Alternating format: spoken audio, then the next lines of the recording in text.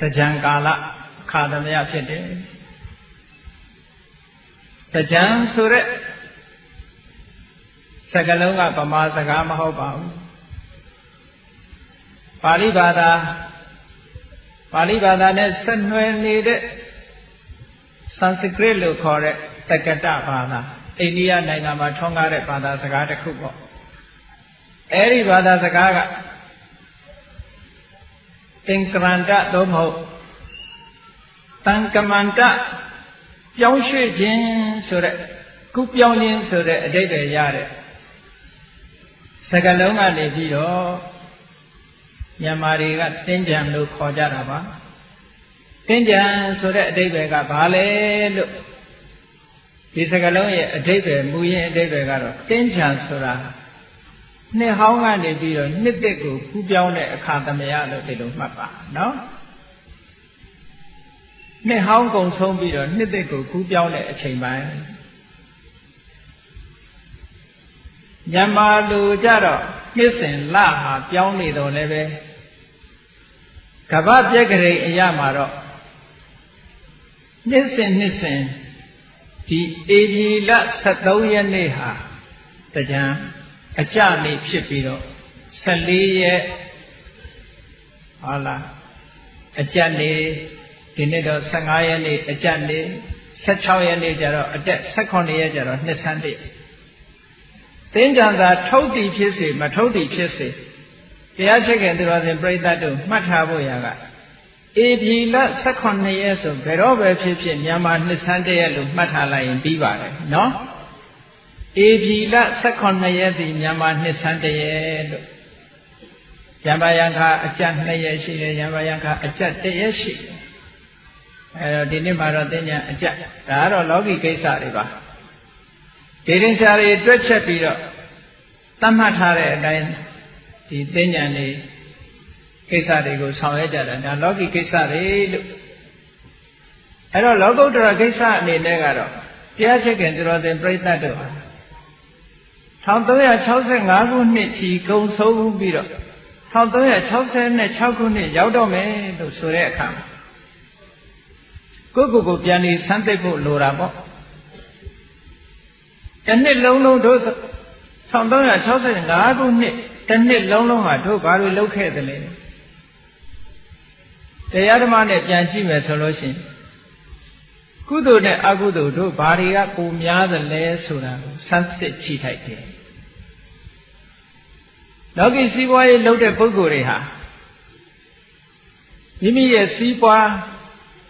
which a when track Konjaze, Jotemu, Soyomu, Solarego, Dretcha Bido, Chide account. The other Lobe, Koya Tama, a ye chin in a Pate Bido, Lurai, did in a chat. Chausen Ago Nema, Do Kuduri, Kapumia Gedala, Domo, Aguduri never chain gong Gedala. Soraleo, Piambido, Nalonten, Senjam, who Pupi come. Majagan Yashi Larome. How the house at Chauko Net Ugo. Kudo Kamu Net Chuja. Logama Chuja, New Mupo, no? The Jani Net Tansen Biro. Lungeri the Bawa or Pioja Pajaba. Lungerai no Mahobu. The Diaware Male Lungeri the Romania Bar, no? Tamaradi look correct, Tayane Piomwe. Tayane Piomwe, Piomwe Muharo, a council me, Nyan Zome.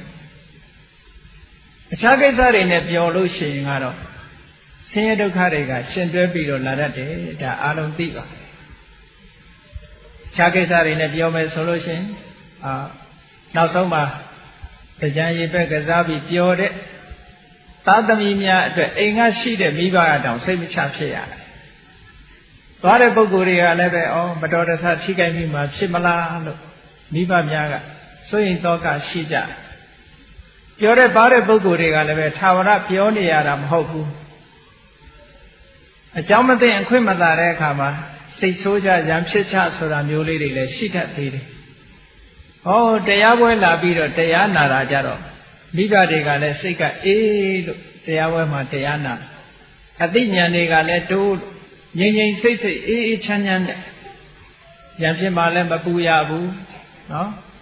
မတော်တဆထိခိုက်မှဆိုတဲ့ accident ဆိုတာမျိုးလည်းမပူရဘူးအေးချမ်းချမ်းနဲ့တရားဓမ္မနာယူရတယ်အခုပိဿုပန်ဘဝတွေမှာပဲ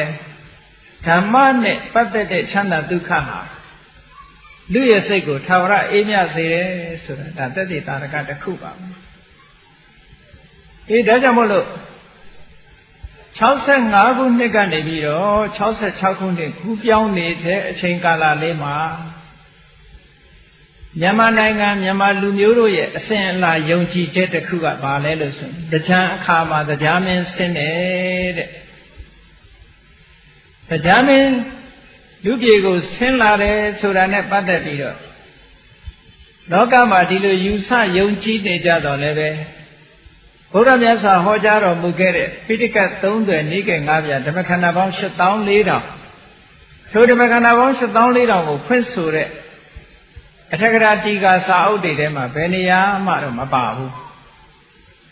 ဘယ်နေရာမှမပါဘူးကဲသူတော်စင်တို့စဉ်းစားပြီးတော့ကြည့်တရားမင်းဆင်းနိုင်သလားမဆင်းနိုင်ဘူးလားဆိုတာ ਨੇ ဆင်းကျင်တဲ့တရားဆိုတာတကောဣတိပတ်နဲ့ပြည့်စုံတဲ့ပုဂ္ဂိုလ်ခဏလေးဆင်းလာလို့ရတယ်နော်ဘယ်လိုစဉ်းစားကြည့်ရမလဲလို့ဆိုလို့ရှိရင်လူပြေမှာနှစ်ပေါင်း100ဆိုရင်တာဝရိန္ဒာမှာတည့်မနစ်ကတရားမင်းဆင်းဟိုရောက်လို့မှမကြသေးဘူးပြန်ဆင်းရမယ်ဆိုရင်အနေထားမဖြစ်ပေဘူးလားလူပြေမှာအနှစ်100မှတာဝရိန္ဒာမှာတည့်ရှိသေးတယ်ဟုတ်ကဲ့အဲ့တော့တစ်နှစ်အတွင်းကိုတရားကနေပြီးတော့မနစ်ကဆင်းလာတဲ့တရားဟိုတော့မရောက်သေးဘူးပြန်ဆင်းရမယ်ကိတ်တယ်ဘာဖြစ်လို့ဆိုလူရဲ့အချိန်ကာလကသိကြိုတောင်းတယ်တာဝရိန္ဒာနတ်ပြည်မှာအချိန်ကာလကသိရှည်လျားတယ်ဆိုတော့တရားမင်းကြီးဘယ်လိုလုပ်ပြီးတော့နတ်ပြည်မှာနေနိုင်မလို့10မိနစ်တစ်ခါလူပြည်ဆင်းနေတယ်လို့ဖြစ်မနေပေဘူးလားအဲ့ဒီလိုယုတ်တိနဲ့ကြည့်မယ်ဆိုလို့ရှိရင်တရားမင်းဆင်းတယ်ဆိုတာလက်ခံဖို့တော်တော်ခက်ပါတယ်နော်သို့တော်လည်းပဲဘုန်းကြီးတို့စာရှိတာလေးကိုဒီနေ့ပြောပြအင်္ဂုတ္တရနိကေ900ထဲမှာအင်္ဂုတ္တရနိကေဆိုတာရှိတယ်အဲ့ဒီအင်္ဂုတ္တရနိကေထဲမှာသာတုမဟာရာဇသုတ်တံဆိုသုတ်တံတစ်ခုရှိတယ်အဲ့ဒီသာတုမဟာရာဇသုတ်တံကလူလောကမှာလူတွေရဲ့အခြေအနေကိုစုံစမ်းထောက်လှမ်းတဲ့အကြောင်းအရာတွေကိုဖော်ပြထားတဲ့သုတ်တံတရားနဲ့မပတ်သက်ဘူးနော်တရားနဲ့မပတ်သက်ဘဲနဲ့လူလောကကိုနတ်တွေကစုံစမ်းထောက်လှမ်းတယ်ဘာဖြစ်လို့စုံစမ်းထောက်လှမ်းတာတော့ဆိုရင်သူတို့နတ်ပြည်ရဲ့ကြီးပွားတိုးတက်မှုအပေါ်မှာမျှော်လင့်ချက်နဲ့စုံစမ်းထောက်လှမ်းကြတာပေါ့အဲ့ဒီသုတ်တံမှာဆိုထားတာကလာဇန်းရှိရဲ့လာဆုပ်ရှိရဲ့ဥပုပ်နေ့တွေမှာတဲ့သတုမာရနတ်မင်းကြီး၄ပါးရဲ့အချမ်းရံပရိသတ်ထဲကတာဝန်ကျတဲ့ပုဂ္ဂိုလ်ကလူပြည်လူလောကထဲမှာသွားရောက်ပြီးတော့လာရောက်ပြီးတော့လူတွေရဲ့အခြေအနေကိုစုံစမ်းထောက်လှမ်းပါတယ်တဲ့အဲ့တော့သူတို့စုံစမ်းထောက်လှမ်းတာဘာတွေထောက်လှမ်းတော့ဆိုရင်ကိစီခောဘဟုမနုဿာမနုသေတုမတ္တေယပိတ္တေယသာမင်းညာဗျမင်းညာဥပောသထံဥပဝတ္တန္တိပฏิစာကရွန်တိပုံညာတိကရွန်တိသူတို့ထောက်လှမ်းတဲ့အချက်ကလေးကကောင်းတဲ့အချက်ဖြစ်တယ်နော်လောကမှာလူတွေရှိတဲ့ထဲလူအများစုဟာတဲ့မေတ္တေယမာတုဟိတာမေတ္တေယမိဘကိုလှုပ်ကြွေးရလားအမေကိုယိုသေးလေးစားမှုရှိရလားလူတော်တော်များများဟာကိုယ့်ရဲ့အမေကိုလေးစားကြရလားလှုပ်ကြွေးကြရလားဂရုစိုက်ကြရလားဆိုတာဒီတစ်ချက်ကိုထောက်လှမ်းတယ်နော်နောက်တစ်ခုကပစ်တေးရဖခင်ကိုရောရိုးရိုးသေးသေးလေးလေးစားစားနဲ့လှုပ်ကြွေးသမှုပြုကြရလားနှစ်ခုပေါင်းလိုက်တော့မတ္တေယပစ်တေယအမေနဲ့အဖေကိုမိဘနှစ်ပါးကိုပြုစုဆောင်းရှောက်ကြရလားလှုပ်ကြွေးကြရလားလေးစားကြရလားဒီအချက်ကို နတ်တွေကလာပြီးတော့ထောက်လှမ်းပါတယ်ထောက်လှမ်းတယ်ဆိုတော့ဟုတ်ဝေးကြီးကဆင်းလာတာမဟုတ်ဘူးလူပြည်လူလောကမှာအလုံးသိကြတဲ့အတိုင်းခိုးဆောင်နှတ်ဆိုတာရှိတယ်အိမ်ဆောင်နှတ်ဆိုတာရှိတယ်ကျောင်းဆောင်နှတ်ဆိုတာရှိတယ်ရက်ွက်ဆောင်နှတ်ရုပ်ကစိုးဘုံမစိုးဆိုတာတွေရှိတယ်သူတို့ချင်းချင်းမေးလိုက်ရင်သိတယ်ဟေးဒီရက်ွက်ဆိုလို့ချင်းအေးမြဝတီရက်ွက်ထဲကဟေးအမေအဖေလှုပ်ကြွေးနေတဲ့သားသမီးများဘယ်နှယောက်ရှိတယ်မေးလိုက်မှာဟုတ်ကဲ့အေးမြဝတီရက်ွက်မှာရှိတဲ့လူတွေတဲကမိဘနှစ်ပါးကိုလှုပ်ကြွေးပြုစုပေါ်ရတဲ့အမေအဖေကိုပြန်ပြီးတော့မပြောဘူးအမေစကားအဖေစကားနားထောင်နေမိဘနှစ်ပါးကိုဂရုစိုက်တဲ့သားသမီးတွေဘယ်နှယောက်ရှိမိသားစုဘယ်နှဦးရှိသလဲဆိုတာစုံစမ်း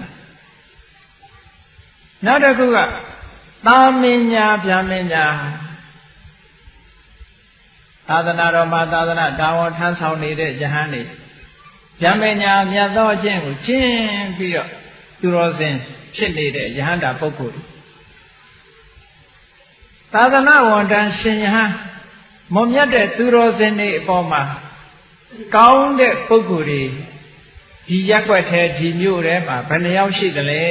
ဒါကိုစုံစမ်းထောက်လှမ်းပါလေနောက်တစ်ခုကဥပောဒထံဥပဝတ္တတိဥပုပ်နေ့တွေများဥပုပ်ဆောင်ရရဲ့လားဥပုပ်ဆောင်တဲ့လူများရဲ့လားဆိုတာကိုထောက်လှမ်းတယ်ပฏิစာကရွန်တိဥပုပ်ဆောင်တယ်ဆိုတဲ့အခါမှာတချို့ကြတော့အကျိုးလေးအပိုလေးနဲ့ပို့ဆောင်ဆိုတော့ဥပုပ်နေ့ကိုဥပုပ်ဆောင်တဲ့ပုဂ္ဂိုလ်ဟာအဖိတ်နေ့ကကျိုးပြီးတော့ဥပုပ်ဆောင်ဥပုပ်ထွက်တဲ့ရက်လည်းကျိုးပြီးတော့ဆောင်အဲ့ဒီတော့8ရက်ဥပုပ်ဆိုလို့ရှိရင်9ရက်နေ့ကဥပုပ်ဆောင်တယ်8ရက်နေ့ဥပုပ်ဆောင်တယ်9ရက်နေ့ဥပုပ်ဆောင်တယ်3ရက်အကျိုးအပိုနဲ့စောင့်တာကိုပฏิဇာကရဥပုပ်လို့နိုးကြားစောင့်တဲ့ဥပုပ်လို့ခေါ်တယ်အဲ့ဒါလို့ဥပုပ်များစောင့်ရရဲ့လားဆိုတာစုံစမ်းထောက်လာမယ်နော်ပုံညာနိကရွန်တိကုသိုလ်ကောင်းမှုတွေလုပ်ကြရဲ့လားအရာထဲမှာဘုရားကျောင်းကံနဲ့ပတ်သက်ပြီးတော့ဘုရားတဲတယ်ကျောင်းဆောက်တယ်ဆွမ်းလောင်းတယ်စသဖြင့်ကုသိုလ်ကောင်းမှုတွေလုပ်ကြရဲ့လားဆိုတာကိုစတုမာရိနတ်မင်းကြီးတွေရဲ့အချမ်းရံတာဝန်ကျတဲ့ပုဂ္ဂိုလ်တွေကစုံစမ်းထောက်လှမ်းပြီးတော့နတ်မင်းကြီးတွေစီအစဉ်ခံစာပို့ရတဲ့ဒါတရားမင်းကဟိုဟာကိုင်ဆင်းဒါကိုင်ဆင်းဆိုတော့မပါဘူးနော်တရားပဲကျွဲတော့သိမစင်းထမှာဘူးနော်လူပြေကကျွဲလဲရိုင်းနဲ့ကျွဲဆွဲမိလို့ရှိရင်တရားပဲမဲ့အခက်ခံရင်ခံရမယ်အဲ့တော့တရားကလူပြေလာလို့ရှိရင်တကောအိဋ္ဌိပတ်နဲ့ဒီလိုပဲလာမှာသို့မဟုတ်ဝေဇယန္တာနတ်အထာကြီးသူ့မှာသိန်းတော်မြင်း1000ကတဲ့နတ်အထာတွေရှိနေတယ်ကျွဲကိုတော့အစိခက်တဲ့ကျွဲစိမထင်ပါဘူးကြည့်ရအဲ့တော့အခုဘုန်းကြီးပြောတာကစာထဲမှာပါတဲ့ဟာနော်အဲ့ဒါလို့စတုမာရိနတ်မင်းကြီးတွေကနေပြီးတော့လူပြေရဲ့အခြေအနေကိုစုံစမ်းထောက်လှမ်းခိုင်းတာဘယ်နေ့တွေမှာထောက်လှမ်းခိုင်းလို့ဆိုလာဆန်းရှိရဲ့လာဆုံးရှိရဲ့တဲ့ဥပုံနေ့တွေမှာအဲ့ဒီသတင်းတွေကိုလိုက်ပြီးစုနောက်တစ်ခု14ရက်နေ့တွေကြတော့ဘသူတွေလာတော့ဆိုစတုမာရိနတ်မင်းကြီးတွေရဲ့သားတွေကိုယ်တိုင်ဆင်းလာခဲ့တယ်အဲ့ဒီကသူတို့သားတွေကိုယ်တိုင်က14ရက်နေ့ကျတော့လူပြည်မှာလာပြီးတော့ထောက်လှမ်းတယ်။ဘာတွေထောက်လှမ်းလဲလို့ဆိုရင်ခုနကအချက်တွေပဲ။အေးဒီမျိုးနဲ့ဒီရက်ွက်ဒီမျိုးကလူတွေဟာအမေကိုဂရုစိုက်ကြရဲ့လားအဖေကိုဂရုစိုက်ကြရဲ့လားယဟန်တန်ဃာတွေကိုဂရုစိုက်ကြရဲ့လားသူတော်ကောင်းတွေများမပြစ်မှားပဲနေကြရဲ့လားဥပုပ်တွေများဆောင်သုံးကြရဲ့လားကုသိုလ်ကောင်းမှုတွေလုပ်ကြရဲ့လားဒီချက်တွေကိုလိုက်စုံစမ်းအဲ့တော့တရားရှိခင်သူတော်စင်ပြိဿတ်တို့နဲ့မှတ်ထားဖို့ရလောကမှာလူရလို့ဖြစ်လာလို့ရှိရင်အမေအဖေပြုစုတဲ့ဒီကိစ္စဟာနတ်တွေကအမတန်လိုလားတဲ့ကိစ္စတစ်ခုဖြစ်တယ်ဆိုတာကိုမှတ်ထားဖို့နတ်တွေကဘာကြောင့်လိုလားသလဲလို့ဆိုရင်နတ်ပြည်မှာနတ်ချမ်းသာတွေစီးစိမ်တွေခံစားနေရတာအခုလို့မိဘနှစ်ပါးကိုပြုစုခဲ့တဲ့ပုဂ္ဂိုလ်တွေရရှိတာဒါကြောင့်မို့လို့သူတို့ကဒီလိုကောင်းကျိုးချမ်းသာကိုရစေတတ်တဲ့ကုသိုလ်မျိုးဖြစ်သည့်အတွက်ကြောင့်ဒီကုသိုလ်တွေလုပ်ကြရလားစုံစမ်းထောက်ပါထို့တူပဲ15ရက်နေ့လပြည့်လခွေနေ့ညမှာကြတော့စတုမာရိနတ်မင်းကြီး4ယောက်ကိုယ်တိုင်ကစုံစမ်းထောက်လှမ်းတယ်တဲ့။တရားမင်းကြီးဆင်းတယ်လို့မပါဘူးနော် ပထမကသတုမာရနတ်မင်းကြီးရဲ့အချမ်းရံပရိသတ်ထဲကလာရောက်ပြီးထောက်လန်းတယ်14 ရက်နေ့ကျတော့သတုမာရနတ်မင်းကြီးတို့ရဲ့သားတော်တွေကိုယ်တိုင်ဆင်းလာပြီးတော့စုံစမ်းထောက်လန်းတယ်15 ရက်နေ့ကျတော့သတုမာရနတ်မင်းကြီး4 ယောက်ကိုယ်တိုင်လာပြီးတော့ထောက်လန်းတယ်တဲ့ထောက်လန်းတဲ့အချက်တွေကတော့တူတူပဲကဲထောက်လန်းပြီးတော့သူတို့ဘာတွေလုပ်တုံဆိုရင်တရားမင်းကြီးရဲ့တာဝရိန္ဒနတ်ပြည်မှာသူဓမ္မာလို့ခေါ်တဲ့နတ်တွေရဲ့အစည်းအဝေးကျင်းပတဲ့သူဓမ္မာသဘာဆိုတာရှိတယ်အဲဒီသူဓမ္မာသဘာကြီးမှာပုံမှန်နတ်တွေဟာအစည်းအဝေးထိုင်ကြတယ်အဲ့ဒီအစည်းအဝေးမှာသတုမာရနတ်မင်းကြီးတွေကိုယ်တိုင်ကနေပြီးတော့လူပြေကအခြေအနေတွေကိုနတ်ပြည်မှာသွားပြီးတော့တင်ပြပါတယ်ဘုန်းကြီးတို့တရားကျင့်ကြံတော်တဲ့ပြိဿတို့ကစဉ်းစားလိုက်မယ်ဒီနတ်တွေဟာအလုံးမရှိအလုံးရှာဒုသတင်းတွေရှာပြီးတော့အစည်းအဝေးထဲမှာတင်ပြနေတယ်လို့ဒီလိုအောက်မေ့ကြတယ်နတ်တွေကအရေးကြီးတယ်ဘုန်းကြီးတို့အခုမြို့တွေမှာနေတဲ့ပုဂ္ဂိုလ်တွေကတောရွာကလူတွေကဆံရည်စပါးဖြစ်ထွန်းပြီးတော့ဖွင့်ဖြိုးမှမြို့ကလူတွေဖွင့်ဖြိုးတာနော်တောကလူတွေမှာဆံရည်စပါးတွေမရဘူးတဲ့တောကလူတွေကဆင်းရဲကြတယ်တဲ့ဆိုရင်မြို့ကလူတွေလည်းပဲအယောင်းဝယ်တွေထိုင်းကုန်တာပဲဟုတ်မလားတောမဖွင့်ဖြိုးရင်မြို့မဖွင့်ဖြိုးသလိုပဲတောကိုမြည်နေရအခုတရားချက်ခင်သူတော်စင်ပြိဿတို့နေ့စဉ်စားနေတဲ့စကားတွေဟာအေးမြောက်တိရက်ွက်တဲ့စိုက်တာမဟုတ်ဘူးဘယ်ကလာတောရွာတွေကလာနော်စားနေကြတဲ့ပဲတွေဟင်းသီးဟင်းရွက်တွေဘယ်ကလာတောကလာကလေးတွေကတော့ပြောမယ်ဟုတ်မိုးစာသေးသွားဝယ်တယ်လို့ပြောမိုးစာသေးတဲ့ဘယ်ကရောက်လာတောရွာတွေကရောက်လာဟုတ်ကဲ့အဲ့ဒါကြောင့်မို့လို့တောတွေဖွင့်ဖြိုးတဲ့အခါမှာမြို့တွေရွာတွေဟာဖွင့်ဖြိုးတယ်မြို့တွေကြီးတွေကဖွင့်ဖြိုးတယ်ထို့တူပဲလူပြေကလူတွေကုသိုလ်ကောင်းမှုလုံးမှနတ်ပြေမှာတာယာဝါပြောတယ်တဲ့နတ်တစ်တွေဒိုးလာအဲ့ဒီကြမှာအနုမို့ဆိုရင်နတ်ပြေကလူဦးရေရော့နတ်ဦးရေတွေရော့ပြီးတော့၆ခက်ခက်ဖြစ်သွားလူတွေကအကျင့်မကောင်းဘူးတရားပဲရက်ွယ်ပြုပြီးတော့အပျော်ပါးတွေပြီးနေသေတဲ့အခါဘယ်ရောက်တော့အပယ်လေးပုံရောက်ကုန်ကြဘယ်သွားပြီးတော့ဥယျာဉ်တွေတိုးနေတော့ဆိုငရဲမှာသွားတိုးငရဲမှာတိုးတယ်တိရစ္ဆာန်မှာတိုးတယ်ပြိတ္တာတွေတိုးတယ်ဟိုးတာဝရိန္ဒနတ်ပြည်တို့သတုမာရနတ်ပြည်တို့ကြတော့နတ်တွေကရော့ကုန်နတ်တွေကရော့ကုန်တဲ့အခါကျတော့တချို့နတ်ဗိမာန်တွေမှာနေမဲ့လူမရှိဘူးဟုတ်ကဲ့သေရီတကနတ်ဗိမာန်တို့ဘာလို့ဆိုဘူးမှမရှိလို့မြတ်စွာဘုရားလက်ထက်တော်ခါကာလသမယတော်ကရှင်ဆရာတော်ကြီးဒီမထေရမြတ်တပါးခဝံပတိဆိုရှင်ခဝံပတိဆိုတဲ့မထေရမြတ်ဟာအဲ့ဒီသေရီတကဗိမာန်ထဲမှာပိုင်ရှင်မရှိတဲ့ဗိမာန်ကြီးထဲမှာသွားပြီးတော့သတင်းသုံးနေတယ်လို့ဒီလိုဆိုတော့တချို့နတ်ဗိမာန်တွေမှာနေမဲ့လူမရှိတော့6ခက်ဘာဖြစ်လို့လူပြေကနောက်ထပ်မလာဘူးလူပြေကအကျင့်မကောင်းကြဘူးအမေဖေတွေကိုဂရုမစိုက်ကြဘူးယဟန်တန်ဃာတွေကိုဂရုမစိုက်ကြဘူးမလေးစားကြဘူးအမျိုးတွေကဆွေကြီးမျိုးကြီးဦးလေးဦးကြီး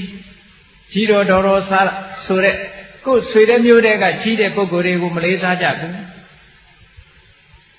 ဥပုသ္တရင်တွေလည်းပဲစောင့်တဲ့ပုဂ္ဂိုလ်နည်းသွားတယ်ကုသိုလ်ကောင်းမှုလုပ်တဲ့ပုဂ္ဂိုလ်တွေလည်းနည်းသွားတယ်ဆိုလို့ရှိရင်နတ်ပြည်အယောင်နည်းလာအယောင်နည်းလာတဲ့အခါကျတော့နတ်ဗိမာန်တွေကတကားပိတ်ထား6ကက်ကဖြစ်ကုန်တယ်အဲ့ဒါလို့6ကက်ကဖြစ်နေမှကြောက်လို့နတ်တွေကနေပြီးတော့စုံစမ်းထောက်လန်းနေကြတာ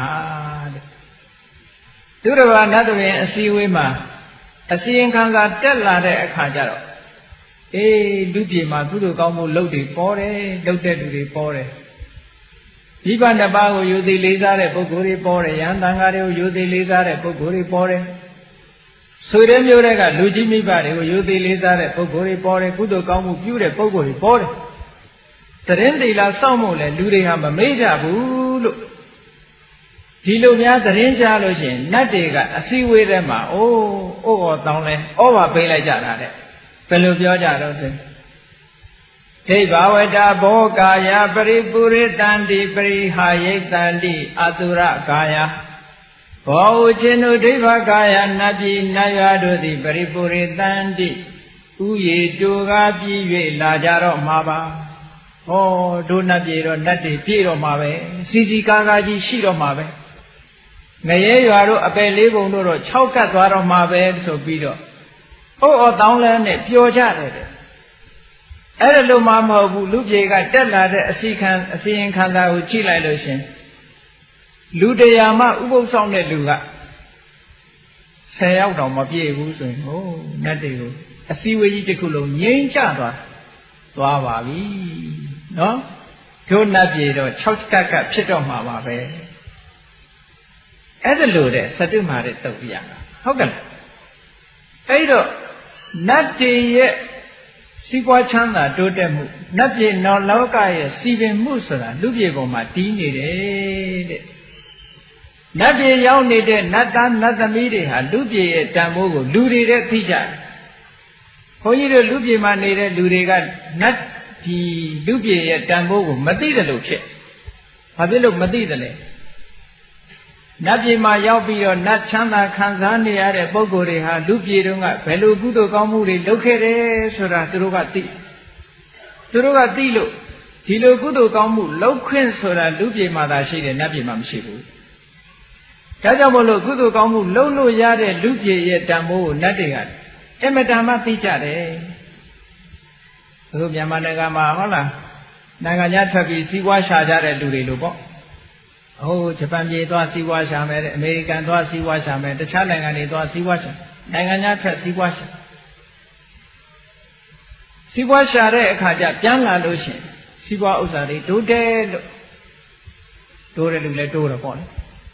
အဲ့ဒါကလို့တိုးတက်လာတာတွေကိုကြည့်ပြီးတော့နိုင်ငံခြားသွားပြီးစီးပွားရှာရတဲ့တန်ဖိုးကောင်းတယ်လို့လူအများစုကယူဆတယ်ဒါဥပမာတစ်ခုအနေနဲ့ပြောတာနော်နတ်တွေကလည်းပဲလူပြေကိုလာပြီးတော့စီးပွားရှာရလို့ကုသိုလ်စီးပွားကုသိုလ်ကောင်းမှုတွေများများပြုသွားရတဲ့နတ်တွေနတ်ပြည်နာလောကမှာအဆင့်တန်းမြင့်မြင့်နဲ့နေကြရတယ်ဒီဒါကြောင့်မို့လို့လူပြေရဲ့အခြေအနေထားကိုနတ်တွေကပို့ပြီးတော့သိပါတယ်ဒါဝရိန္ဒနတ်တွေနဲ့လူတွေနဲ့ဟာနတ်တွေကနတ်တွေနဲ့လူတွေနဲ့ဟာပါလွန်တဲ့အချက်တွေတလှည့်စီရှိကြတယ်လို့ပြောရတာဝရိန္ဒနတ်တွေကနတ်တွေကလူတွေတဲ့တာတာဘာတော့ဆိုလို့ရှိရင်ဒိဗ္ဗေနအာယုနာဒိဗ္ဗေနဝန္ဒေနဒိဗ္ဗေနအာတိပတေနာဒိဗ္ဗေနအာယုနာသူတို့ကဘာတာတော့ဆိုလို့ရှိရင်တာဝရိန္ဒနတ်တွေကလူတွေတဲ့တာတဲ့အချက်ကတော့အမတန်ရှိလျားရတဲ့နတ်တဲ့အသက်ရှည်ကြမှုဟာဒါခုနကတော့ငါပြောခဲ့တယ်လို့ပဲလူပြေမှာအနှစ်တရာဆိုရင်တာဝရိန္ဒနတ်ပြေမှာတရက်ပဲရှိသေးတယ်အဲ့ဒီနီးနဲ့တွက်လိုက်မယ်ဆိုရင်တာဝရိန္ဒနတ်တွေဟာအနှစ်1000အသက်ရှည်တဲ့ပုဂ္ဂိုလ်အဲ့တော့လူပြေအနှစ်နဲ့ဆိုရင်တန်းချီပြီးတော့ကြာတာပေါ့ဒီဒါကြောင့်မို့လို့လူပြေရဲ့အသက်နဲ့စာလိုက်လို့ရှိရင်တာဝရိန္ဒနတ်ပြည်ရဲ့အသက်ကပိုးပြီးတော့ရှည်တယ်တဲ့အဲ့ဒါနဂတနောက်တစ်ခုကဒိဗ္ဗေနဝန္ဒေနနတ်တွေရဲ့အဆင်းနတ်တွေရဲ့အဆင်းဆိုတာလူတွေရဲ့အဆင်းနဲ့စာလိုက်မယ်ဆိုရင်သိပ်กว่าတယ်နတ်ဆိုတာအမတန်ချောအမတန်လှအမတန်ချောအမတန်လှသူတို့ခန္ဓာကိုယ်ကလည်းတောက်တောက်ပြောင်ပြောင်အမြဲတမ်းရှိအမတန်ချက်တည်ရှိတဲ့ရုပ်မျိုးလူအစင်းနဲ့မတူဘူးတဲ့လူပြေကလူတွေကဖီးနိုင်လိမ့်နိုင်ဟုတ်လားနတ်သားတွေချဲနိုင်လွန်းလို့လူတွေဟာအနံ့ကလေးကောင်းနေတယ်လို့ရှိဒါလူချင်းသာနေလို့ရဟိုးတာဝရိန္ဒနတ်ပြေကနတ်တွေကယူဇနာတယူဇနာလောက်ကနေပြီးတော့လူနတ်ရလို့တဲ့လူပြေမလာကြဘူးတဲ့နော်လူတွေရဲ့အနံ့ကဆိုးလို့တဲ့သူတို့ကြတော့လူအနံ့ကိုမခံနိုင်ဘူးတဲ့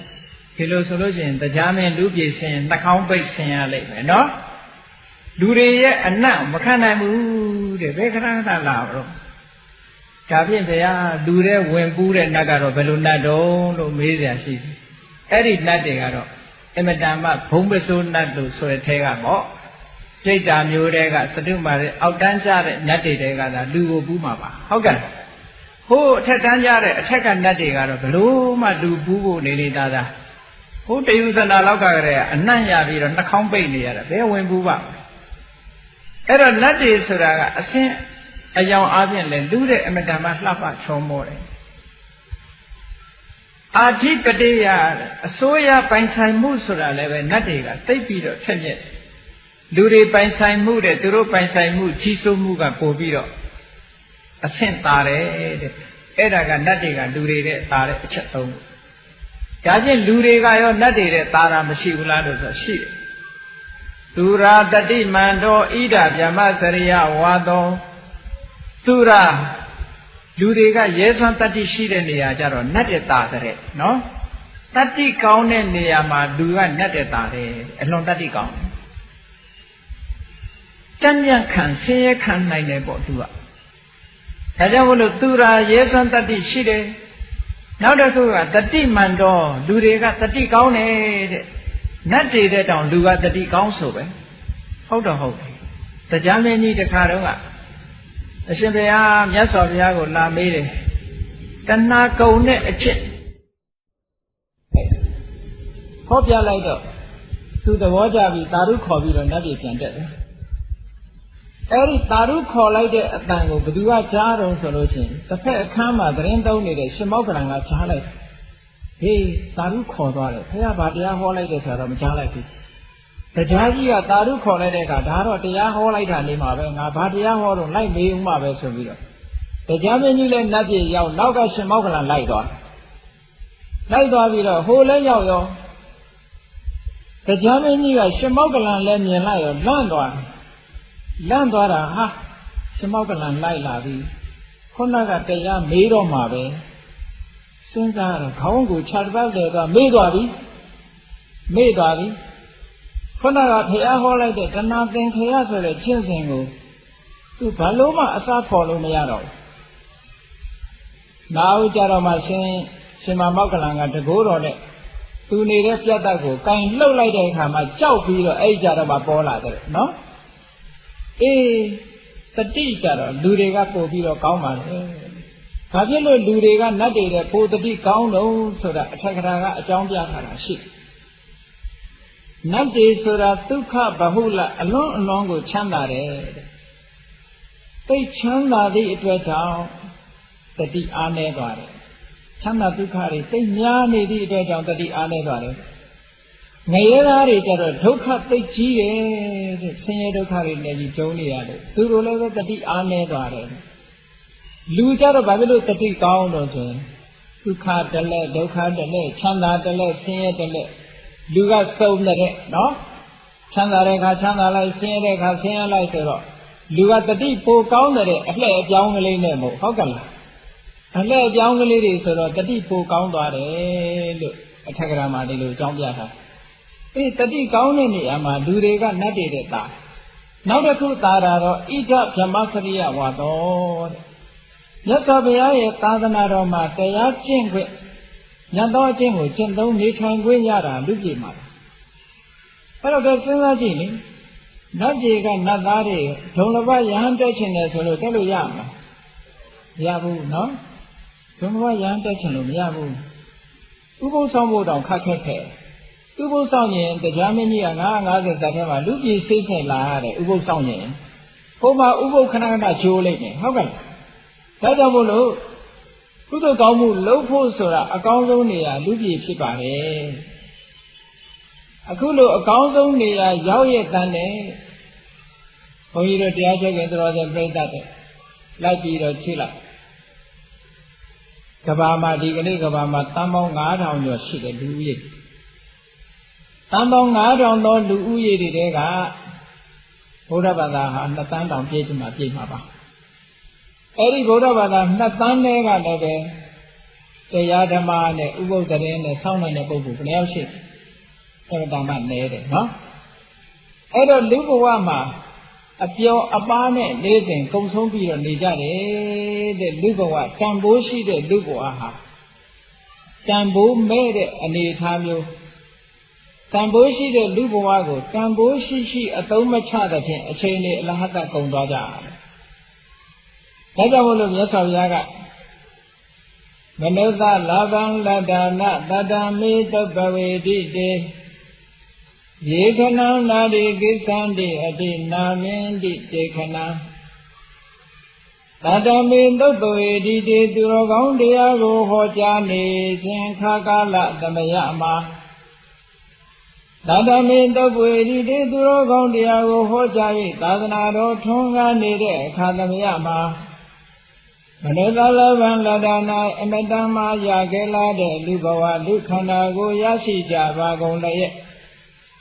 ရေခြင်းပုဂ္ဂိုလ်တို့သည်ခဏံခဏကောင်းအခွင့်ကောင်းကြီးကိုနာရီကိစ္ဆန္တိခဏကောင်းမှမသိကြလေကုန်ဒေထုခဏကောင်းအခွင့်ကောင်းကြီးကိုရထားပါလျက်ခဏကောင်းအခွင့်ကောင်းမှမသိကြတဲ့ပုဂ္ဂိုလ်တို့သည်ခဏံဗုဒ္ဓပါဒနဝမလို့ဆိုတဲ့တကယ်အရာတော်တဲ့အခွင့်ကောင်းကာလကောင်းကြီးကိုအတိနာမင်းတိကျော်လွန်၍သွားကြစေကုန်၏ဣတိတေဘဂဝါရှိခုံတော်သခင်ရှင်တော်မြတ်ဖရာသည်အဝေါစာကောင်းစွာမတေဟောကြားတော်မူခဲ့ပါပေတည်း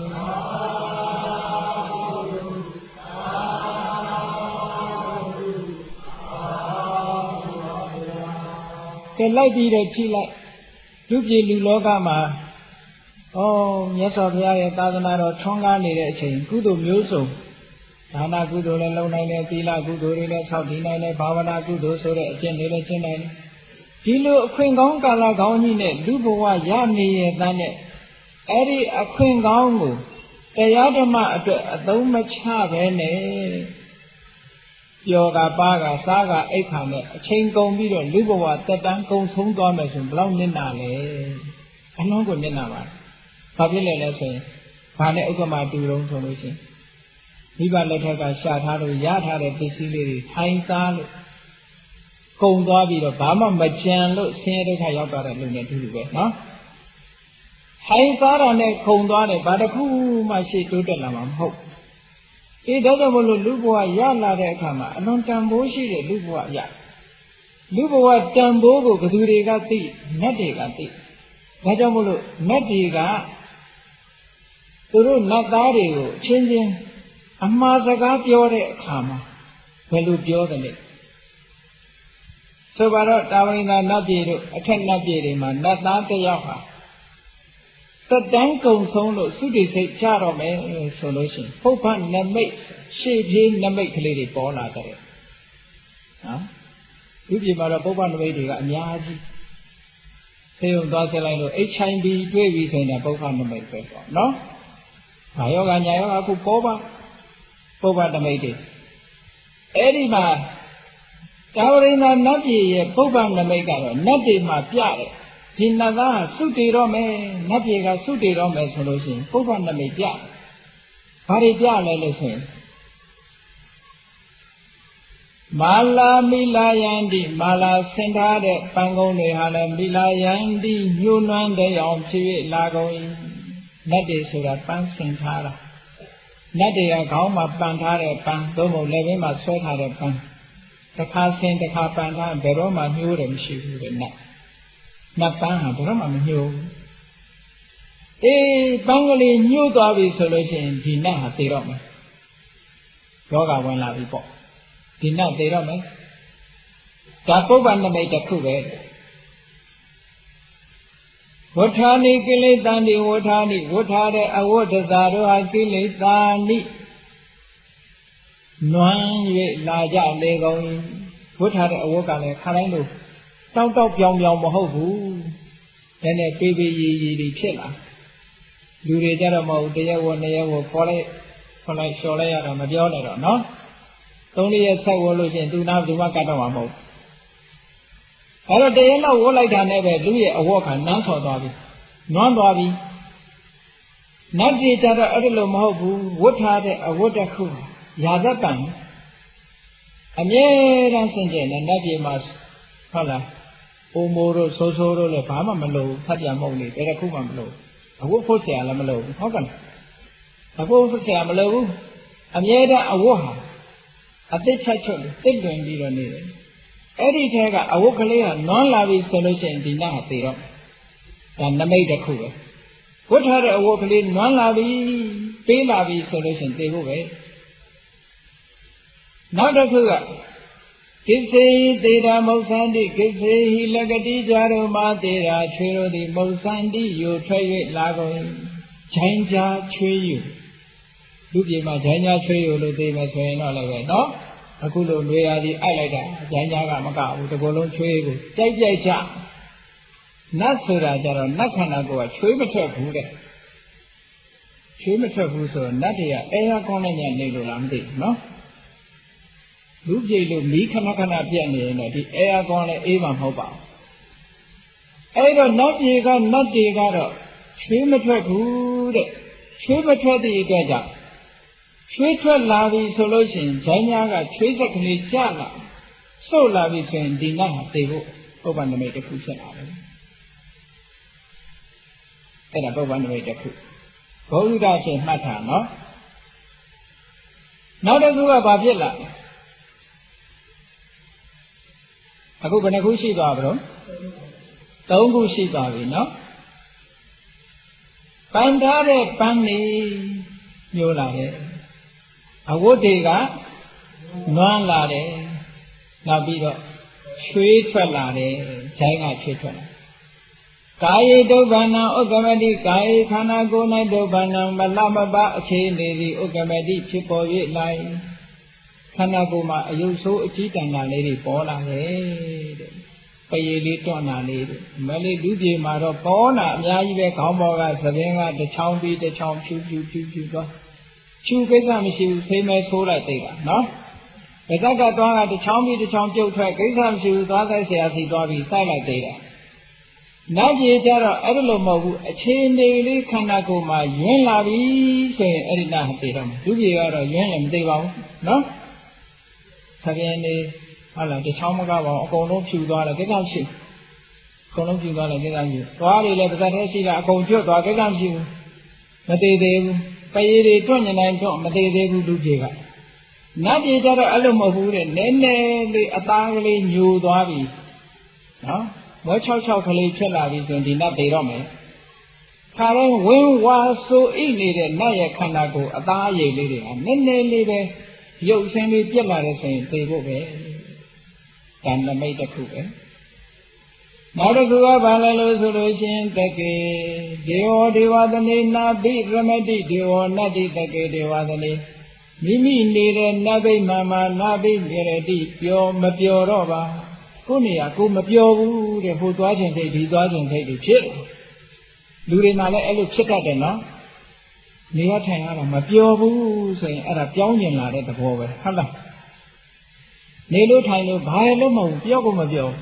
ဖြစ်လာအဲ့ဒီနတ်ကလည်းပဲသူ့ဘုံမိမှန်တော့သူနေရတာမပြောတော့ညင်းငွေ့လာအဲ့ဒီနတ်ဟာတည်တော့မယ်အဲ့ဒါနတ်တွေကပုဗ္ဗနမိတ်ပြလာအဲ့လိုပုဗ္ဗနမိတ်ပြလာတယ်ဆိုလို့ရှိရင်သူတို့ကလည်းသိကြတယ်နတ်တွေတည်တော့မယ်ဒီနတ်ဟာတည်တော့မယ်ဒါကတကိုးကြီးတဲ့နတ်တွေမှပြတာတဲ့သိပြီးတကိုးမကြီးတဲ့နတ်ကြတော့ရုပ်ခနဲ့သိသွားတာရုပ်ခနဲ့သိသွားတာကမီးငိမ့်သွားတယ်လို့ပဲဖျောင်းနိုင်မီးကလေးဟုတ်ခနဲ့ငိမ့်သွားတယ်လို့နတ်ခန္ဓာကိုယ်ဟုတ်ခနဲ့ပြောက်သွားအဲ့တော့နတ်အတုဝချဆိုတာမရှိဘူးပေါ့ဗျာကောင်းတော့ပေါ့မိတကြိုစရာလည်းမလိုဘူးအတုဝရင်ငားစရာလည်းမလိုဘူးနော်ဒါကြတော့သိသွားရင်ကြောက်သွားရောမီးငိမ့်သွားတယ်လို့ပဲဟုတ်ခနဲ့ပြောက်သွားတာပြီးတာသိသွားပြီတကိုးကြည့်တဲ့နတ်တွေမှာအဲ့ဒီလိုအခြေအနေပြလာတဲ့အခါကျတော့သူ့ရဲ့ပတ်ဝန်းကျင်တွေကဝိုင်းပြီးတော့အားပေးစကားအမှားစကားပြောကြတယ်ဒီတော့မှဆိုဘေးကလည်းသိလာတော့အမှားစကားပြောကြတယ်ဤတော်ဘောသူကတိန်ကိစ္စသူကတိန်ကဏဝသုလတ္တလာဘံလဘသုလတ္တလာဘံလဘိတဝသုပ္ပတိထီတော်ဘဝဟိနတ်တွေရဲ့အမှားစကားလေးသုံးခုနော်ဘောချင်းနတဤတော်ဤနတ်ပြေမသူကတိန်သူကတိဘုံတို့ကိစ္စသွားပါလေသေမှာကြောက်မနေနဲ့ကွာတဲ့ဒီဘွားကသေသွားသူကတိဘုံသာသွားတယ်ဘယ်မှမသွားနဲ့ဒါစကားတစ်ခေါင်းသူတို့မှားလိုက်တာဟုတ်ကဲ့ဘောချင်းနတဤတော်ဤနတ်ပြေမသူကတိန်သူကတိဘုံတို့ကိစ္စသွားပါလေ ဒီကတိသူကတိဘုံတို့ခန္ဓာဝါသွားပြီးတဲ့အခါမှာသူလတ္တလာဗံအလွန်တရာရတော်လာတဲ့လတ်လာဘကိုလဘာရအောင်ယူပါလေအကောင်းဆုံးလတ်လာဘကြီးကိုမြင်ရအောင်ယူလိုက်ပါတဲ့အဲ့ဒီရောက်သွားရင်သူလတ္တလာဗံလဘိတဝါအကောင်းဆုံးလတ်လာဘကိုရအောင်ယူပြီးတဲ့နောက်မှာသောပတိတိတောဘဝဟိခိုင်နိုင်မြဲမြဲရပ်တည်နိုင်အောင်ကြိုးစားပါလေဟောနတ်ပြေကမှားလိုက်တဲ့အမှားစကား၃ခုသေကဏိနတ်သားတယောက်ကိုနတ်တွေကဝိုင်းပြီးတော့မှားလိုက်ကြတာသူဂတိဘုံကိုရောက်သွားလိုက်ပါဒါတခွန်းနော်သူဂတိဘုံကိုသွားပြီးတဲ့နောက်မှာအကောင်းဆုံးသောလတ်လာဘကိုရအောင်ယူလိုက်ပါအကောင်းဆုံးသောလတ်လာဘကိုရပြီးတဲ့အခါမှာအခိုင်အမာဆုပ်ကိုင်ထားနိုင်အောင်ကြိုးစားပါအဲ့ဒီအချက်၃ချက်ဟာအရေးကြီးဆုံးပါပဲတဲ့နတ်တွေကဒီလိုမှားလိုက်တာနော်အဲ့လိုမြတ်စွာဘုရားကယဟန်တန်ဃာတွေကိုနတ်တွေကအခြေအနေကိုဒီလိုဟောပြအဲ့လိုဟောပြတဲ့အခါကျတော့တရားနာပရိသတ်ထဲကဘုန်းကြီးတို့တရားနာပရိသတ်တွေရောကဲမေးခွန်းလေးမေးတင်စိတ်ပေါ်မလာဘူးလားသူကတိဘုံဆိုဘာပြောတာတော့အကောင်းဆုံးလတ်လာပါဆိုတာရောဘာပြောတာတော့ခိုင်ခိုင်မာမာရပ်တည်ပါဆိုတာကရောဘာပြောတာတော့မေးတင်စိတ်မပေါ်ဘူးလားအေးမြတ်စွာဘုရားကနတ်သားတွေကအခုလို့နတ်ပြည်ကအမှားစကားပြောကြားနေတာနဲ့ပတ်သက်ပြီးတော့ယဟန်တွေကိုရှင်းပြနေတဲ့အခါမှာတရားနာပရိသတ်ထဲကယဟန်တစ်ပါးကမေးလိုက်ဂန္ဓေရှိဘုံတော်သခင်ရှင်တော်မြတ်ဖရာသူကတိကမနသင်္ခါတံနတ်ပြည်သို့သွားတယ်ဆိုတာအကိနုဘယ်ဟာပါလဲဖရာနတ်ပြည်သွားတယ်ဆိုတာဘာလဲလို့ဘယ်လိုဟာကိုပြောတာသူကတိကမနသင်္ခါတံသူကတိဘုံကိုသွားတယ်ဆိုတာဂိဏုအဘယ်သို့ပါနိသူကတိဘုံသွားတယ်ဆိုတာဘာလဲဗျာသူလတ္တလဘကောင်းဆုံးလလဘကိုရခြင်းဆိုတာကိမ္ပါဏအဘယ်ပါလဲဖယားသောပတိတိတသင်္ခါတံကောင်းစွာယက်တည်ခြင်းဆိုတာလည်းပဲကိမ္ပါဏအဘယ်ပါလဲဖယားဒီအချက်၃ချက်တပည့်တော်တို့နားမရှင်းပါဘူးတရားနာပရိသတ်ထဲကယဟန်တစ်ပါးကမေးတော့မနောဇတံခောဘိက္ခုသူလတ္တမနောဇတံခောဘိက္ခုသူကတိကမနသင်္ခါတံဘိက္ခုจิตာယံမနောဇတံလူဘဝမနောဇတံလူဘဝကိုသူကတိကမနသင်္ခါတံတတိသူကတိဘုံသို့သွားရောက်ခြင်းဟူ၍ဆိုအပ်ပါပေမနောဇတံလူအဖြစ်ကိုသူကတိကမနသင်္ခါတံသူကတိဘုံသို့သွားခြင်းဟူ၍ခေါ်ဆိုအပ်တယ်ဩသူကတိကမနသူကတိဘုံသွားတယ်ဆိုတာတခြားမဟုတ်ဘူးလေလူဘဝကိုရအောင်ပြောတာနော်လူဘုံကိုသွားလို့ဒီလိုပြောနတ်တွေကလူဘုံကိုသူကတိဘုံလို့ခေါ်တယ်ဘေကုจิตာယံသူကတိကမနသင်္ဃာတံသူကတိဘုံလို့သွားတယ်ဆိုတာမနောသတ္တံလူဘဝကိုရရှိခြင်းပဲဘေကုจิตာယံရောခြင်းပုဂ္ဂိုလ်ဒီမနုဿဘုသောတမန်တော်လူဖြစ်လာတဲ့အခါကာလမှာတထာဂတပွေရီတေမြတ်စွာဘုရားဟောကြားတော်မူအပ်တဲ့ဓမ္မအဝိနည်းသုတ်ပြီးဓမ္မဝိနည်းလို့ဆိုတဲ့သာသနာတော်မြတ်ကြီးမှာသတ္တံယုံကြည်မှုကိုပฏิလဝတိယဣဒံဖရာသာသနာတော်မှာယုံကြည်မှုရခြင်းဆိုတာသုလတ္တလဘသင်္ခါတံအကောင်းဆုံးသောလတ်လဘကိုရခြင်းလို့ဆိုအပ်ပါတယ်သူကတိဘုံသွားဆိုတာတခြားပြောတာမဟုတ်ဘူးစိတ်ကူးမလွဲနဲ့လူပြေတာသွားတဲ့အထက်နဲ့တွေဘုံမသွားနဲ့အောင်လူပြေကိုပြန်လိုက်တာဟုတ်ကဲ့လူပြေကမှစီးပွားရှာလို့ခေါင်းတာကိုစီးပွားသွားရှာအောင်နောက်တစ်ခါနတ်ပြေပြန်ရောက်ရင်ဒီတဲ့တကိုးကြီးတဲ့နတ်ဖြစ်ရမှာဟုတ်နော်လူပြေမှာဥပုသ်ဆောင်လို့ကောင်းတယ်အလှူတန်းလုပ်လို့ကောင်းတယ်လူပြေမှာကုသိုလ်တွေလုပ်စားတယ်တအားပေါ့ဒါကြောင့်မို့လူပြေကိုလွတ်လူပြေဟာသူကတိဘုံပဲသူကတိဘုံရောက်တဲ့အခါကျတော့သာသနာတော်မြတ်ကြီးမှာယုံကြည်ရဲဆိုတဲ့တတ္တတရားကိုရှိအဲဒီတတ္တတရားကိုရောက်အောင်ယူပါသရတရားမရှိဘူးဆိုလို့ချင်းဘာမှလုပ်လို့မရဘူးနော်တတ္တဆိုတာကံကံရဲ့အကျိုးကိုယုံကြည်တာလည်းပဲတတ္တသံပတာရဏလက္ခဏာစိတ်ထဲမှာကြီးနေတာတရားဝဲသွားမှစိတ်ထဲမှာကြီးနေဒီနေ့ကျတရားနာရမယ်ဆိုစိတ်ဝင်စားနော်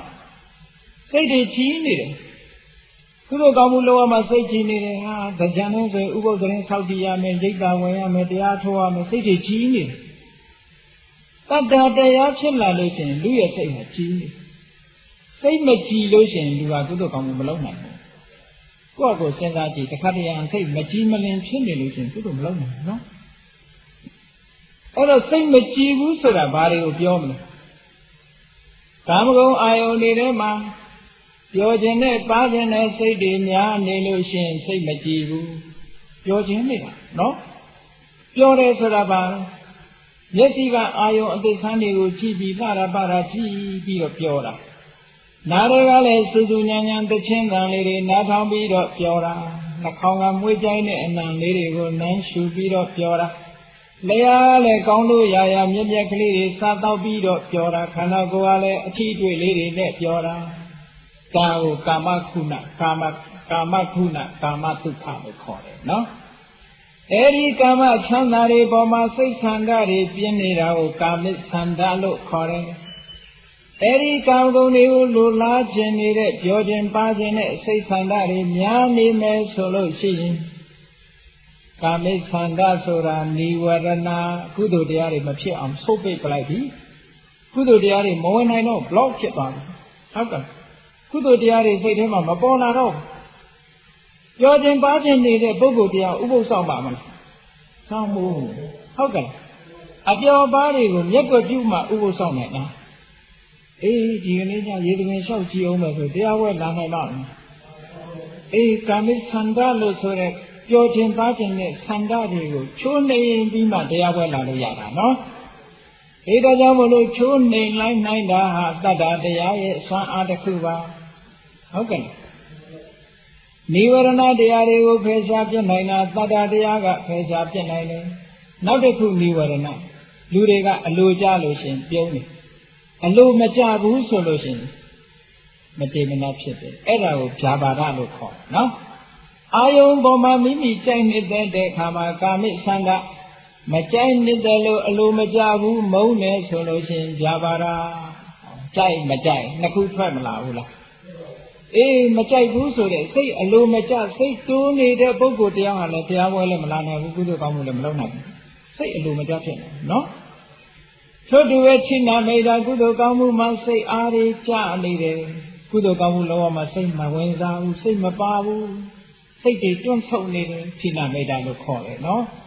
H in my Wema, China made a Mahu, Kudo say they got now so needed. Kudo Loa ma don't so needed, and China made a check. Oh, this Gogosa, say they got lay needed, Nanda Bubamu, they got one needed. Oh, good of Malona. We see Gata, Tari Loni or a Jewish Shiela, or Sandiari when needed, we see Gata. Erarigo, Allo, newer and Nalo corner. I don't newer and not. Kudo say, Machi on so big that newer and Nalo corner, no? Eri de got so big heavy solution, but do my Kudo say the young Nadamolo Tata de Ali Bola de Kama, Eddie Niverana, who pays up the nine. Such a me, Peremia Yerenadiha. Along now that ye ever chips it, tail light handed again. He rega and now they had a hard time with a cheap water. Peremia, one hour, no? Ye now muni will cheese it at such a me, Peremia. Eddie Tata de Aha never such a me, Peremia and another and do it. Say Tega and now a cheap new and I pay something in it, no? Tada de Obizamana Chipo, Ladi Sido, newer and Adiado, we can be Quacha it. Kili de Kilinado, Tani Tida, Bedi Nisse, Satan say the Webadana, two Chilen the Hodi Chi, and now we learn how to move Messi the Hodi Chi. Taradiali Chilavi, so in Sidi Chilare. Padanino Sidina Chilin Nilo Sajin Kula Bodo, Muonga, Muon the Mihadana, Dedi, a blue bed. Silavi so much good of Sita, no? Dilan Dila, Udamari, Edi, Saudi, Ubodra Gama, Ubo, Tentonian, Mugo, Karodi, Beauty. Bavana Diago, Arabic, Ato E. Ho, Tata de Ali, Tamboa, Kaum. Tata de Yama Machine, Tana Kamula, Malawu, Dila, and Saudi Namu. Bavana Gavarane, Panya Ato Nang, she. The Dure net so big, we were not in it so big. How can Eri Nivarana so the Anian Naudu, Shincha like Nina, Tata de Ave. Hedawolo Nadiga, a Yeti Mara. Lubi would dolly bad, Lubi Tobi de Kama. Yes, Ovia, Tanado, Bamayo, Jin Luce, Tata de Yago, Ya or you like bar, a council Lalabe. Hidden Bama use Yamalo, shooting with Yaga, Malu, Hokai. Pagalu, Tata de Yago. Tata de Yashi, Aloshi. Kadamulu, Tata de Yago, Banet, Lather and Tiroson, Lennet, Tenzabi. Tata had Lennet to them. Can Lemma do go, let a little bite your tati. Let go lower, let bite her a machoku. Tomo, not Lenaku, Ken Halane, Lemma Baru Sovala. Go say, my never, Yerana don't need to any, Hanaka. Lemma Pine, Hamako Miado, Hadama. Yatin Lecalo Yaramo, Chiran Lecalo Yamo, Kaluro Yamabo, call you Luro Miao, okay. Then Lemma Pine, Banema Yulumia. Oh, Tata de Amashiro Sheleve, Tana Gudu let Lorumia, Utila Gudu let Lorumia, Paula Gudu. The Tamil Tata had Lenet Ladran today, no? Now that you Tata ha, Pane Ladran to music Ladran today. Music, Tao Yasabiaga, Katika Parada Gadoma, Tata Pisan, Tata Sura music. Music ha, Kisan Naku, Sayade. For you don't you want to be the music, do I did it? Tayasi Glace Sovado. Ari Tayasi Glea, a low Banaku, low the land, Melushin, Chita Kamala. Oyo Sabi Rema, Tayasi Lega, a low Naku loaded. Ari a low Nakuga Balelusin, Tayasi Lego, Yiboma Chabi or Sagalusin, Alma, a Mikali Tramala. Saga do a low the cook. A Mikali Trabi or Aboma, a Yaukali Demala. Okay, a Lonaku Mashula. Music, I have out a Mikali Sinta de Aloya, upon a young later de Aloya, Eddie Alonaku, music and Lotava. So to the Tata de Shilavi solution, Kuchinti la Saudiraha, a time of city de Dom.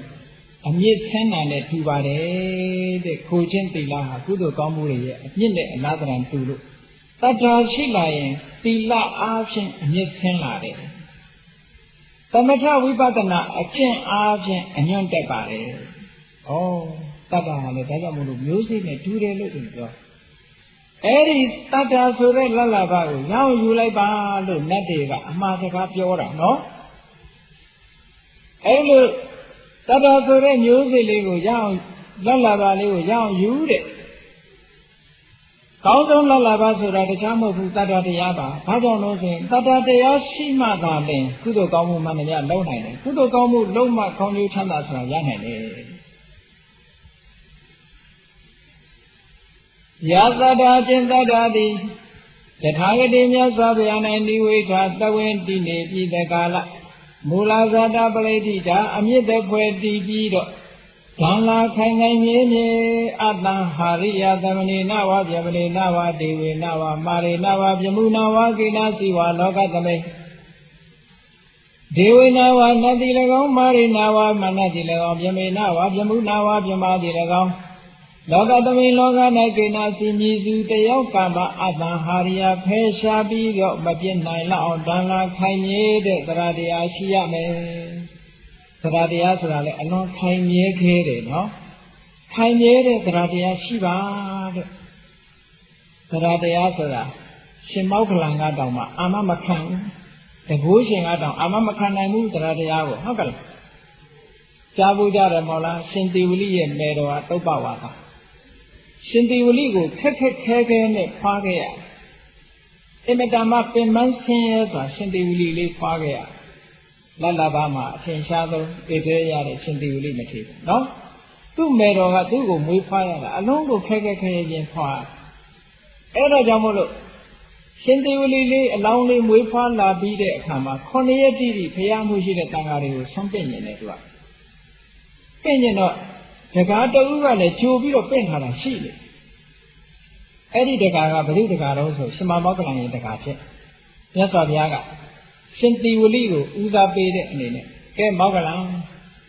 cái gì thì cả toa bị rồi dẹp con này nó suy bị ba lúc toa bio rồi xem máu cái lăng mà thế nhỉ anh cho toa bị rồi cả thứ đấy cả cho trong cho là có xin đi đi về đó hả mà thì ông cha mẹ đấy cái thì ta đi phá cái trong một non bên máy này được cứ được có một lấu chèn được con này nó có khuyên bị ba dẹp lý thay bị ba có dẹp lý thay bị ba rồi hú được cả này cho nó biết chừng nào học phụ nó và biết chừng nào tôi là dễ cài cái lô cài nó sẽ xin thầy á đấy cái bị con này cái mà cái bị rồi ở đây cái bị rồi ấu sa cái bị rồi cái ra đây ấy thì tôi cũng mà biết ở xin thầy á cái anh đi bên này mà là đấy ama kan pe ya me deဟုတ်ကဲ့9ရက်အတွင်းတပည့်တော်မသေးပါဘူးဆိုရှင်ရှင်ဘုရားအာမခံရမယ်တဲ့ပစ္စည်းဥစ္စာတွေမပြတ်ပါဘူးဆိုတာရှင်ဘုရားအာမခံရမယ်တဲ့တရားတရားမပြတ်ပါဘူးဆိုတာလည်းအာမခံရမယ်အေးတရားတရားပြတ်လွယ်တယ်ထင်တယ်ပါတယ်ဟုတ်ကဲ့အဲ့ဒါအာမခံရမယ်လို့ဆိုတော့ရှင်မောက္ကလန်ကစဉ်းစားလိုက်တယ်ရှိလိုက်တော့အေးမင်း9ရက်နဲ့တော့မသေးသေးဘူးသေးချာမင်းအသက်လည်းငါအာမခံတယ်ကွာဥစ္စာလည်းအာမခံတရားတရားတော့ငါအာမမခံနိုင်ဘူးတဲ့ဟုတ်ကဲ့တရားတရားကတော့မင်းမမင်းအာမခံမှာဖြစ်မယ်လို့ဆိုတော့အရှင်ဘုရားတဲ့အဲ့လိုဆိုရင်အရှင်ဘုရားတပည့်တော်အသက်နဲ့ဥစ္စာအာမခံရင်တပည့်တော်ခွင့်ပေးပါမယ်ဗျာ9ရက်နောက်ဆုတ်ပေးတယ်အဲ့တော့တရားတရားပြတ်လွယ်တယ်ဆိုတာသိထားနော်ဒီတော့ကြောင့်မလို့အခုလိုတရားတရားရလာတဲ့အခါမှာထိုတရားတရားပေါ်မှာအခိုင်အမာတည်အောင်ကြိုးစားရမယ်အဲ့ဒါဟာနတ်တွေကမှားလိုက်တဲ့အမှားစကားသုံးခုပဲနော်သူဂရိဘုံကိုသွားပါသူဂရိဘုံကိုသွားပြီးတဲ့ကာလအကောင်းဆုံးလလဘာကိုရအောင်ယူပါအကောင်းဆုံးလလဘာကိုယူပြီးတဲ့ကာလထိုအကောင်းဆုံးလလဘာပေါ်မှာအခိုင်အမာယက်တည်နိုင်အောင်ကြိုးစားပါအဲလိုလူပြေလည်းရောက်မယ်တရားတရားလည်းရှိမယ်ခိုင်မြဲတဲ့တရားတရားပေါ်မှာအခြေခံမယ်ဆိုရင်အကုသိုလ်တွေကိုရှောင်ရှားပြီးတဲ့ကာလကုသိုလ်တွေကိုတိုးပွားအောင်ပြုလုပ်တဲ့ဖြင့်နတ်ပြည်ကိုခဏခဏနဲ့တကိုးကြီးတဲ့